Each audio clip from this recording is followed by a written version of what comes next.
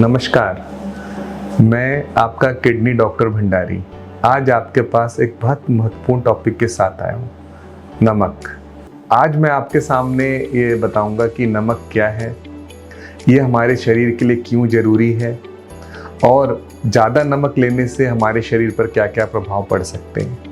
Normal नमक हमें कितना खाना चाहिए, किडनी के रोगी को कितना खाना चाहिए, कौन सा नमक खाना चाहिए, ये सब बातें हम आज करेंगे इस वीडियो में। देखिए, नमक हमारे शरीर में हमेशा मौजूद रहता है। बिना नमक के हमारा जीवन संभव नहीं है, क्योंकि हमारे जीवन की छोटी छोटी प्रोसेस भी नमक के ऊपर डिपेंड करती है, यानी सोडियम पर। हमारे हाथ का चलना, हार्ट बीट करना, ब्रेन का चलना, ये बिना नमक के पॉसिबल नहीं है। अगर हम सारी प्रक्रियाओं को अपने शरीर की देखेंगे तो सब में सोडियम की ज़रूरत होती है एक इलेक्ट्रिक एनर्जी जनरेट करने के लिए। तो बिना सोडियम के ज़रूरी हम लोग जी नहीं सकते। तो सोडियम एक आवश्यक होता है। इसीलिए अगर आप नमक खाएं या ना खाएं, जब भी ब्लड टेस्ट करेंगे तो आपका सोडियम 135 मिली इक्विवेलेंट के आसपास ही आपको मिलेगा। ये नॉर्मल लेवल होता है। ये जो नमक है, सोडियम है, यह सारे जीव जंतुओं में होता है, चाहे वो प्लांट्स हों चाहे वो एनिमल्स हों। जैसे कि अनाज है, गेहूं है, चावल है, और जैसे पल्सेस हैं, दाल है, उन सब के भी अंदर नमक होता है।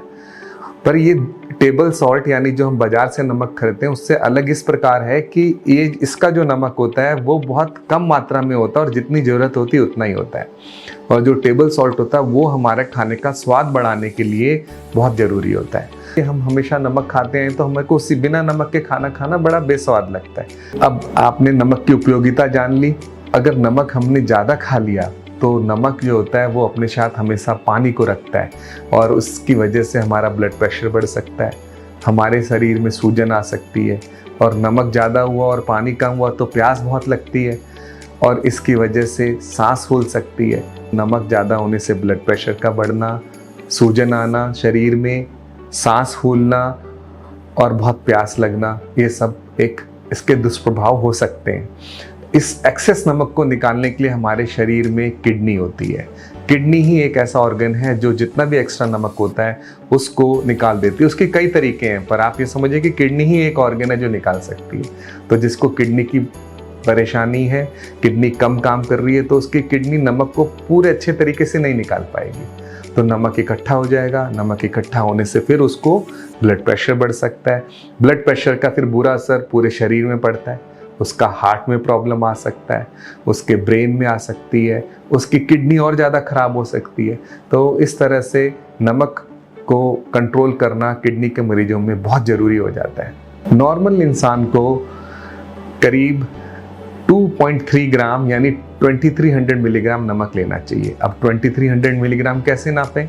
तो उसका एक सिंपल सा तरीका होता है, जो एक चाय की चम्मच होती है यानी छोटी चम्मच, अगर हम उसमें पूरा नमक डालें, जो नमक हम बाजार से खरीदते हैं, तो वो करीब करीब 5000 मिलीग्राम या 5 ग्राम होता है।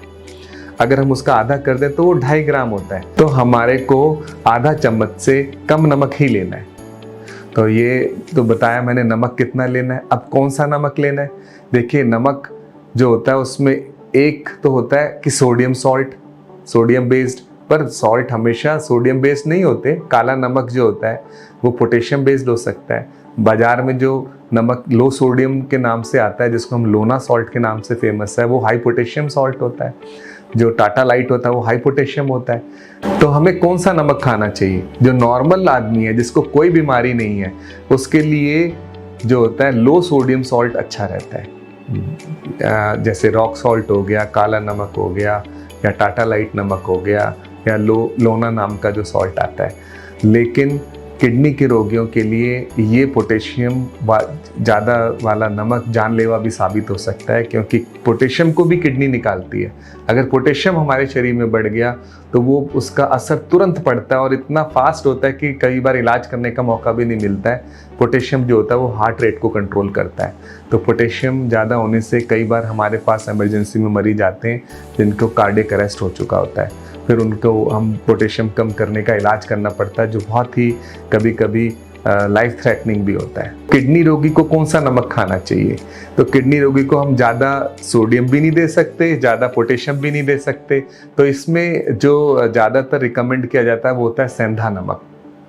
सेंधा नमक में सोडियम का कंटेंट लो होता है और उसके अंदर मिनरल्स ज़्यादा होते हैं, जैसे कि आयरन, कॉपर, निकल, मैंगनीज और जिंक। इसमें खाने का स्वाद भी बना रहता है और सोडियम भी कंट्रोल्ड रहता है। डायरेक्ट नमक का तो हमें पता चल जाता है क्योंकि हम सीधा चम्मच से नमक डाल रहे हैं, पर कई खानों में नमक ज़्यादा और हमें पता नहीं चलता है। जैसे हम फिंगर चिप्स खा रहे हैं, या हमने पोटैटो चिप्स खाए, या हमने कॉर्न चिप्स खाए, या पॉपकॉर्न पिक्चर देखने गए और पॉपकॉर्न खा लिए बाहर से। कई बार हम पार्टी में जाते हैं और वहाँ पर पिज़्ज़ा होता है और पिज़्ज़े की जो टॉपिंग होती है, फिर उसमें जो सॉस डालते हैं जैसे सोया सॉस, टेरियाकी सॉस, ये भी इस नमक में बहुत ज़्यादा होते हैं। तो नमक क्या होता है कि खाने का जो टेस्ट एनहेंसर की तरह यूज़ किया जाता है, और उसका एक सबसे बड़ा फ़ायदा होता है कि जो भी चीज़ हम खाने के लिए बनाते हैं और उसकी सेल्फ लाइफ बढ़ानी है तो नमक या शुगर मिलानी पड़ती है, एक प्रिजर्वेटिव की तरह। अगर हमने अचार बनाया तो वो इसीलिए सुरक्षित है, वो इसलिए नहीं सड़ रहा है क्योंकि उसमें नमक और मसाले होते हैं। मेनली नमक ही प्रिजर्वेटिव होता है। इसी तरह सॉस में और कई सारे जूसेस में इस तरह हमें पता चलता है। अब हमें कैसे पता चलेगा कि किस चीज़ में नमक ज़्यादा होता है, किस चीज़ में कम होता है? तो देखिए, मोटा मोटा तो याद कर लें, जो भी खाने में हम चीज़ बाहर जाते हैं खाने, जिसमें चिप्स हो गया, फिंगर चिप्स हो गए, पॉपकॉर्न हो गया, सोया सॉस हो गया, या कोई फ्रोजन फूड है उसको हमने बनाया दोबारा से, या डब्बा बंद फूड है, ये सब नमक के कंटेंट इसमें हाई होते हैं। पहले तो ये हमें पता होना चाहिए।